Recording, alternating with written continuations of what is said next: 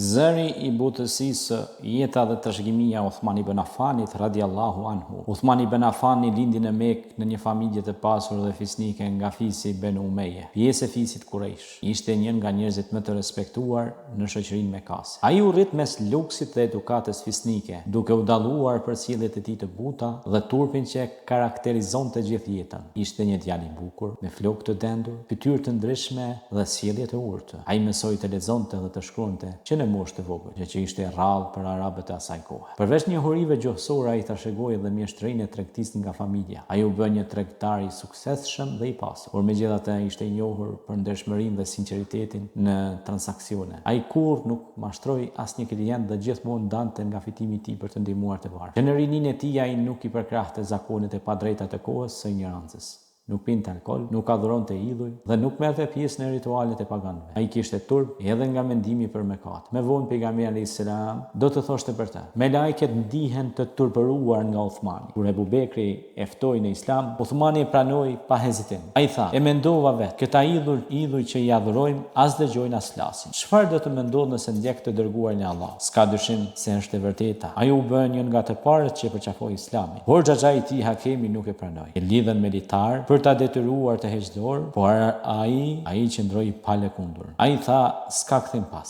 Zemra ime është mbushur me dritën e Allah. Pejgamberi e martoi me bijen e tij Rukajen. Ajo dhe Uthmani ishin një çift i dashur që jetonin me përullësi dhe besim të thellë. Kur muslimanët u torturuan rënd në Mekë, Uthmani dhe Rukeja ishin ndër të parët që migruan në Abisini. Edhe atje Uthmani ruajti butësinë, ndershmërinë dhe besnikërinë. Pas kthimit morën pjesë në emigrimin e dytë drejt Medinës. Gjatë betejës së Bedrit, Rukeja ishte sëmur rënd dhe pejgamberi e la Uthmanin në Medinë për të kujdesur. Ajo nderoi dhe Uthmani qau shumë. Pejgamberi alayhis salam për ta ngushëlluar e martoi me bijen tjetër Kulthum. Ai tha: sikur të kisha edhe një bij tjetër, do ta martoja me ty. Uthmani mori pjesë në çdo betejë pas Bedrit, në Uhud, Hendek, në Hunein dhe Tebuk ishte i pranishëm. Ai ishte ndër më të pasurit në Medinë, por kur nuk i mbante pasuritë për vetë. Kur ndodhi betejë e Tebukut, pejgamberi u kërkoi muslimanëve të kontribuojnë. Uthmani solli 100 deve me mbajtjet e tyre dhe një shumë të madhe floriri. Pejgamberi tha: pas kësaj që bëri Uthmani, çfarë do të bëj, nuk do ta dëmtoj. Ai bleu fusin pra e Rumes, i cili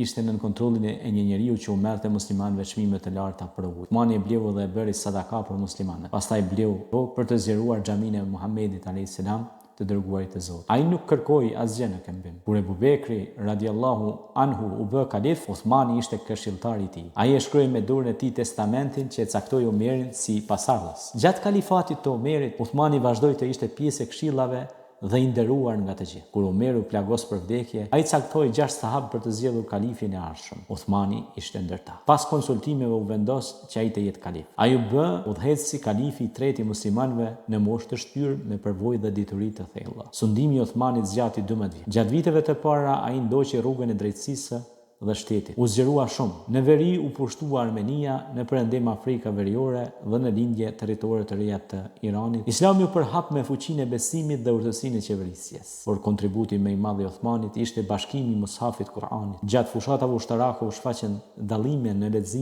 leximet e Kur'anit. Uthmani mblodhi sahabët, sidomos ata që kishin qenë hifz, që mbanin përmendsh Kur'anin, dhe udhëhoqi procesin e unifikimit. U përgatitën kopjet të një mushafi të vetëm dhe ai u dërgua në të gjitha qytetet. Ky veprim ruajti përjetësisht Kur'anin në formën që është edhe sot. Uthmani ishte shumë i butë në natyrë, kishte frikë se mos gabonte në gjykime dhe për këtë nuk i dënonte shpejt njerëzit që e kritikonin. Me kalimin e kohës, kjo butësi u keq interpretuar nga disa, të cilët e akuzuan për favorizim të familjarëve. Në realitet, shumë nga emisaret e tij ishin njerëz të aftë dhe besnikë, por disa pakënaqësi u shtuan nga armiqtë e jashtëm dhe hipokritët. Grupet e rebelëve filluan të përhapnin në shpifje. Uthmani nuk i dënoi as kur i dërguan letra kërcënuese. Ai refuzoi të lejonte muslimanët të derdhin gjak për mbrojtjen e tij. Kur e rrethuan shtëpinë, ai urdhëroi që askush të mos dorë. Tha: nuk duhet të bëjmë shkak që të derdhet gjaku i ndonjë muslimani. Në ditën e fundit të jetës së tij, ai ishte duke lexuar Kur'anin, ishte agjerueshëm. Një grup prej disa rebelëve hyn me dhunë dhe e goditën për vdekje. Gjaku i tij i pastër të ra mbi faqet e Kur'anit. Ishte